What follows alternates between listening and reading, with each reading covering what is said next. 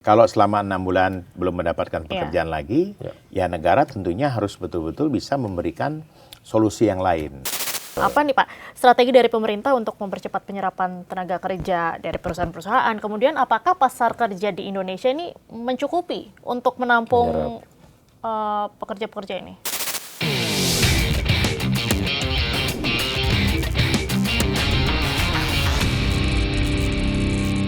Nah, kalau misalnya Pak, dalam kurun waktu setelah 6 bulan, ini kan juga terus diberikan semacam bantuan lah ya dari pemerintah.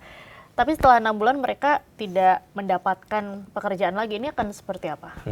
Kalau selama 6 bulan belum mendapatkan pekerjaan lagi, ya negara tentunya harus betul-betul bisa memberikan solusi yang lain.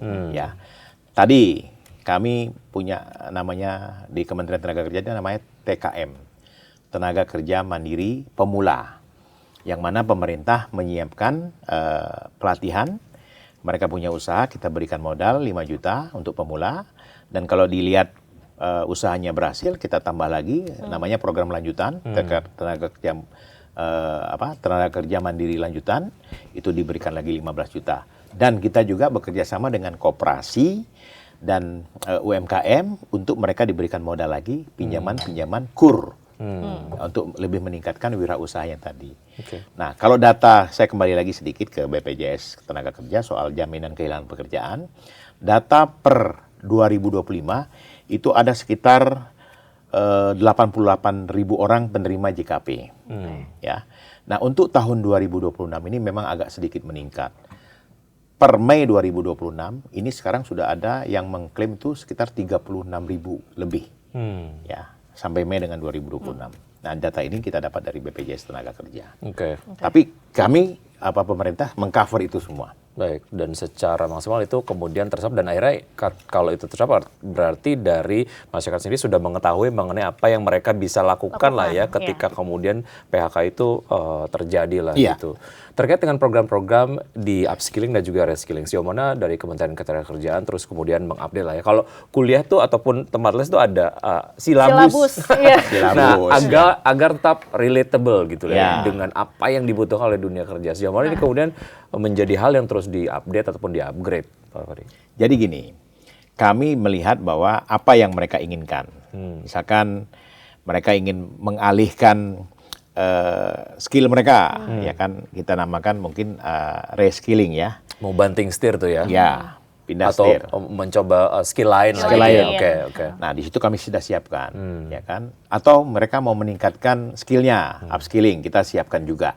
Jadi ini tergantung kemauan si pekerja atau anaknya tadi, yang ingin apa. Jadi yang sesuai dia inginkan. minat juga ya. Sesuai minatnya. Jadi ini ada apa aja Pak? Pelatihan kita ada lebih kurang 33 pelatihan. 33 pelatihan. Ada juga welder, kemudian mechanical, electrical, terus otomotif, banyak Berkaitan dengan AI juga itu AI juga ada. Kita punya juga pelatihan AI, dan passion juga ada. Jadi passion juga ada, spa, kita pelatihan spa juga ada, terus perias juga, hospitality ya kita siapkan gitu. Jadi ada. Dan itu ada instruktur handalnya, Pak. Jadi mungkin nanti dari iNews juga bisa kerjasama. Kalau untuk menjadi reporter jadi bisa, ya kan? Bisa. Tapi kan dengan pemerintah memberikan semacam pelatihan-pelatihan itu, ini kan juga tidak menjamin mereka mendapatkan pekerjaan secara cepat. Betul. Apa nih Pak, strategi dari pemerintah untuk mempercepat penyerapan tenaga kerja dari perusahaan-perusahaan? Kemudian apakah pasar kerja di Indonesia ini mencukupi untuk menampung pekerja-pekerja ini? Kita bicara logika ya. Indonesia ini penduduknya itu 280 juta dengan angka kerja atau angka yang produktifnya yang kita beri nama bonus demografi itu di atas 55%. Bonus demografi besar sekali. Beda dengan ASEAN yang lain ya, Malaysia, Singapura, Thailand, Vietnam. Ya kan? Kita ini luar biasa. Nah, memang dengan angka bonus demografi yang besar ini, Mbak Dwiandra ini luar biasa tanggung jawab pemerintah untuk memikirkan bagaimana anak-anak bangsa ini bisa terserap kerjanya. Dan perlu diingat, angka pendidikan itu didominasi oleh anak-anak yang SMA ke bawah. SMA, SMP, SD. Sebesar 40%-an. Ya. Besar sekali. Nah, oleh karena itu beberapa waktu yang lalu Presiden mengumpulkan pengusaha-pengusaha di Hambalang. Beliau punya ide bagaimana kalau kita membuat investasi di bidang padat karya. Padat karya itu tidak memerlukan skill tertentu yang hebat, ya kan? Tapi di situ bisa serapan tenaga kerja. Samping memang padat karya itu padat modal ya, tapi juga dibutuhkan banyak orang. Contohnya alas kaki, garmen, ya kan? Nah, itu masih bisa investor atau pengusaha ini mengambil daerah-daerah yang upahnya masih terjangkau. Contohnya di Jawa Tengah, begitu. Nah, besok saya hari Jumat saya akan menghadiri peresmian salah satu investasi.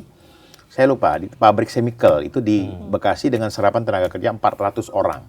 Artinya investasi di Indonesia ini masih jalan, gitu. Jadi apa yang orang sampaikan gitu ya, tidak. Indonesia kemarin ada isu nih, sedikit saya singgung lagi, isu soal perusahaan Jepang otomotif mau tutup ya, mau tutup. Dia itu memproduksi alat-alat kendaraan spare part yang memang sudah sekarang spare part di Indonesia ini sudah mulai berkurang, orang beralih ke listrik. Oh. Nah, itu bukan perusahaan otomotif besar, Pak. Kalau yang lain, Toyota, Daihatsu, Suzuki, semua masih aman. Dan itu tidak terganggu, ya kan. Nah, jadi memang inilah yang saya harapkan. Semua stakeholder ini membuat suasana tenang dalam situasi yang sedang tidak menentu.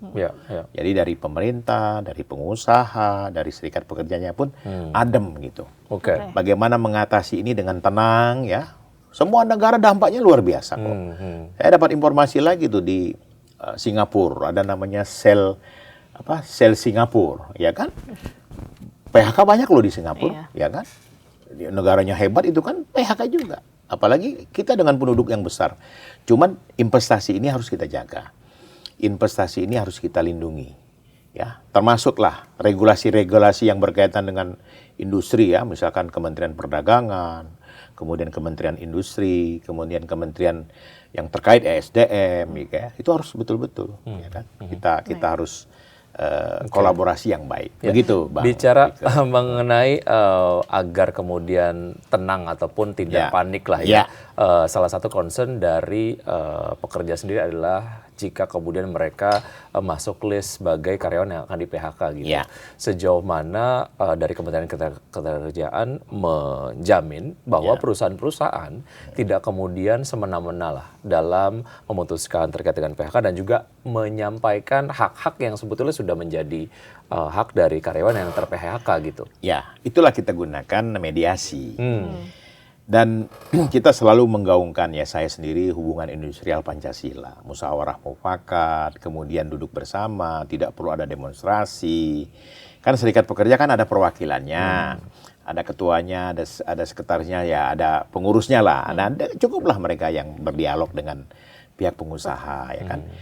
Aksi atau demonstrasi itu kalau ada jalan buntu sebenarnya. Kalau tidak buntu ya tidak harus ada aksi. Karena aksi itu atau demonstrasi itu tidak dilarang, tapi bisa mengganggu operasional, kemudian mengganggu logistik, kemudian ya termasuk juga isu-isu yang terjadi ini kan bisa membuat negara luar juga, oh Indonesia tidak aman untuk investasi, ya, ngapain kita sana. Ini harus dijaga. Makanya saya selalu menghimbau teman-teman serikat pekerja dengan Apindo harus duduk bersama. Tapi ada komitmen ya dari dunia usaha sendiri untuk kemudian kalaupun memang pilihan PHK harus diambil, mereka tidak akan quote unquote mengebiri hak-hak yang harus diterima oleh pekerja gitu. Tidak ada. Kecuali memang perusahaan itu kolab ya, betul-betul kolab ya. Yang contohnya ya kemarin di Sritek itu kan, tapi setelah itu kan Sritek juga janji akan membayarkan hak-hak mereka dengan menjual aset-asetnya tadi dan ya itu adalah salah satu langkah gitu. Ada mekanisme pelaporan nggak, Pak? Misalnya nih kalau ada pengusaha yang kemudian bandel gitu ya, memotong hak-hak yang seharusnya diberikan kepada pekerja yang ter-PHK. Itu mekanisme pelaporannya seperti apa dan adakah konsekuensi yang kemudian harus ditanggung lah oleh pengusaha yang nakal tadi? Jadi gini, kami ada pengawasan. Kami Kementerian Tenaga Kerja itu pengawasan itu dititik fokuskan di Dinas Tenaga Kerja Provinsi.